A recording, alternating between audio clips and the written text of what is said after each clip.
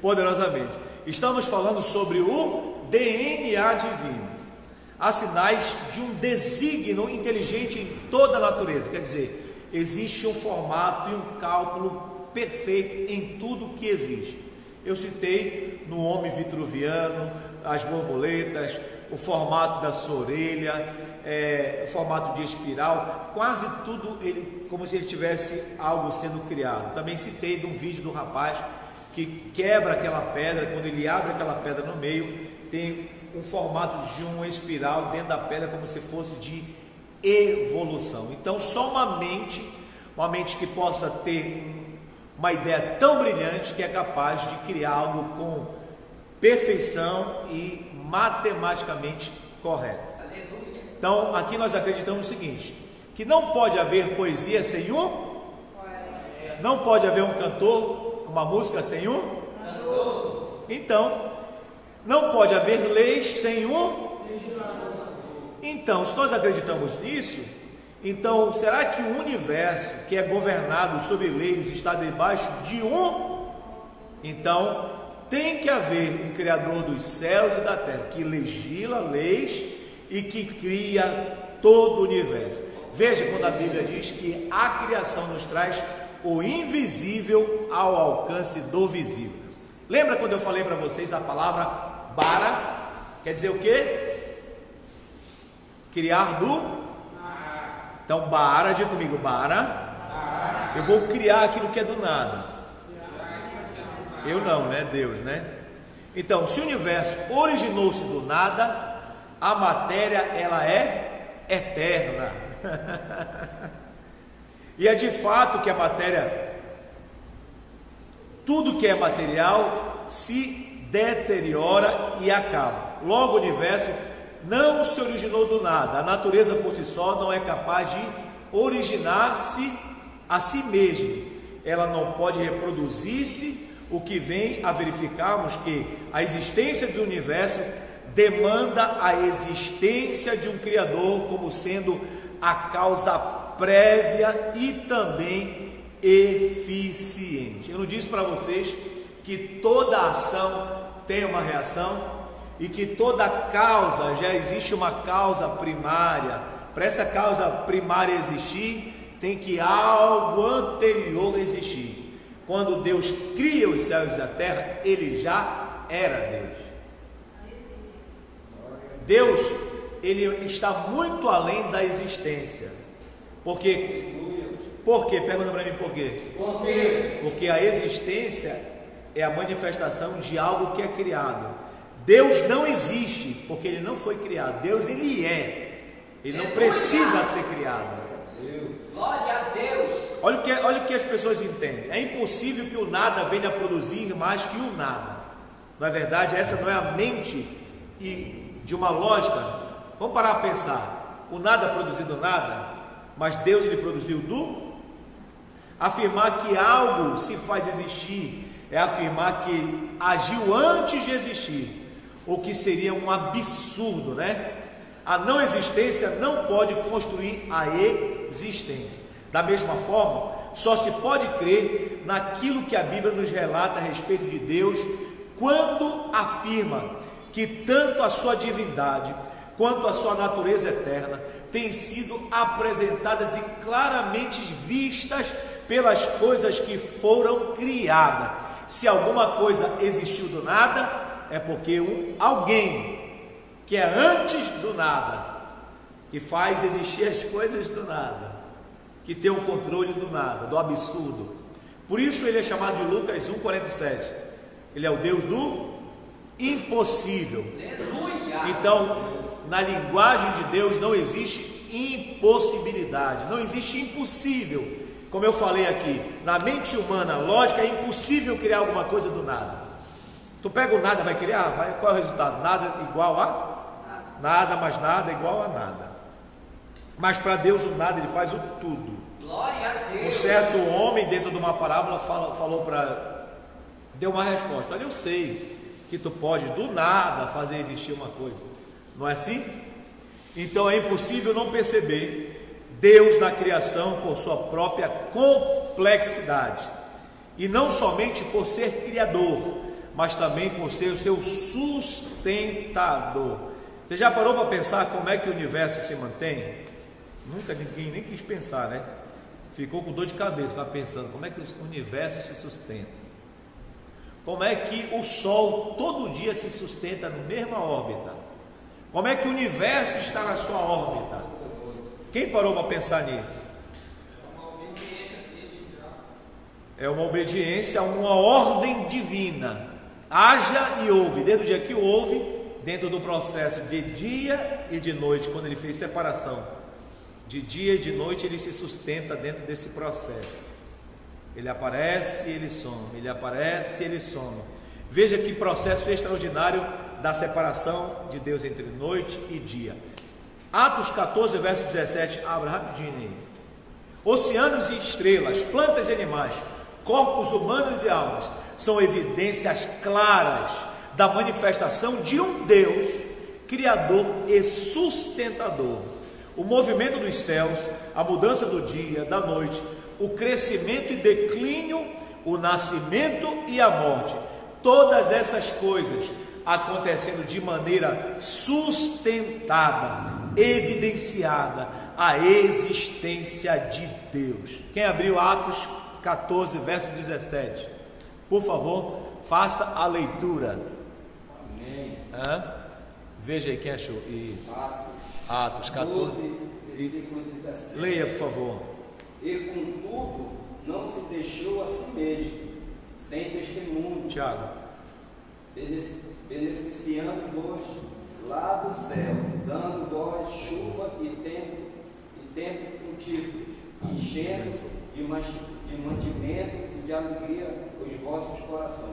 Olha só, olha que o escritor entende, que existe um Deus do céu, que ele envia mantimento, que ele envia chuva, que ele envia a produção. Ele está falando isso é todo o tempo. Todo o tempo Deus está sustentando. Desde quando você entendeu que é gente, que é ser humano. Quantas vezes você já viu que parou de chover? Principalmente aqui no Amapá, que é uma terra muito úmida. Quantas vezes você viu o sol parar? Quantas vezes você viu ficar sem noite? Por causa do poder sustentador de um Deus todo criador, chamado de Deus infinito. Deus é infinito, e nós homens, como seres finitos e limitados, nunca poderemos abarcar em nós toda a plenitude do conhecimento de Deus. É por isso, irmãos, que nós temos dificuldade para entender sobre Deus. Então, estudar a doutrina que nós estamos estudando hoje vai nos dar uma base de quem é o nosso Deus. Então, vamos lá, repita: Ele é Criador, Ele é Criador, Ele é sustentador, Ele tem conselho, quer dizer que não é um Deus somente um Deus espantalho. Ele é um Deus que tem vontade, que tem sentimentos, que tem desejo, e no seu conselho Ele criou os céus e a terra, e no seu conselho Ele sustenta, Ele dá vida para tudo que existe. Se não entendeu, tem que se matricular no bacharel de teologia. Tá bom? Ele é grande demais para ser entendido. Como tem aquela música, ninguém explica a Deus, né? Toda ciência e sabedoria, né? Porque é difícil o homem explicar Deus. Alguém diz que Deus ele é complicado, Deus é complexo. Verdadeiramente Ele é complexo porque Ele é infinito. A nossa lógica é do nascimento até a morte, passando disso, quando o homem nasce até a morte, passando disso ele não consegue mais raciocinar. Ele está limitado, porque o pecado limitou o seu QI, a sua capacidade de pensar. A capacidade do homem de pensar era do tamanho do universo, porque ele era ilimitado. O pecado limitou e deu conhecimento entre bem e o mal, coisas que Deus não queria que o homem conhecesse, porque Ele é grande demais. Salmo 145, verso 3, rapidinho. E outro abre Salmo 147, verso 5. Nós vamos ver que é impossível medir e alcançar o pleno entendimento de Deus. Mesmo que a gente busque, mesmo que a gente fale da Bíblia, teologia, sobre Deus, sobre a doutrina de Deus, os atributos, mas é impossível explicarmos totalmente Deus. Um dia o conheceremos como Ele é. 145, vamos ver que Ele é grande demais para nós entender. Verso 3. Isso. Grande é o Senhor. Grande é o Senhor. E muito digno de louvor. E muito digno de louvor. E a sua grandeza inescrutável. A sua grandeza é o quê? Inescrutável. Ninguém consegue decifrar Deus humanamente. Mas a Bíblia diz que o Espírito Santo conhece a mente de... Ele leva as nossas orações até onde? Até Deus. Salmo 147, verso 5 diz que é impossível medir ou alcançar plenamente o entendimento de Deus. Vamos ver? 147, verso 5, rapidinho. E outro já abre em Romanos 11, 34. Pode ler. 147, verso 5. 5, isso. 5. Grande é o nosso Senhor. Grande é o nosso Senhor. E de grande poder. E de grande poder. O seu entendimento é infinito. O seu entendimento é finito. É finito? Não, infinito. Se é infinito, quem pode alcançar plenamente o entendimento sobre Deus? Diga, só o Espírito Santo. Romanos 11, 34.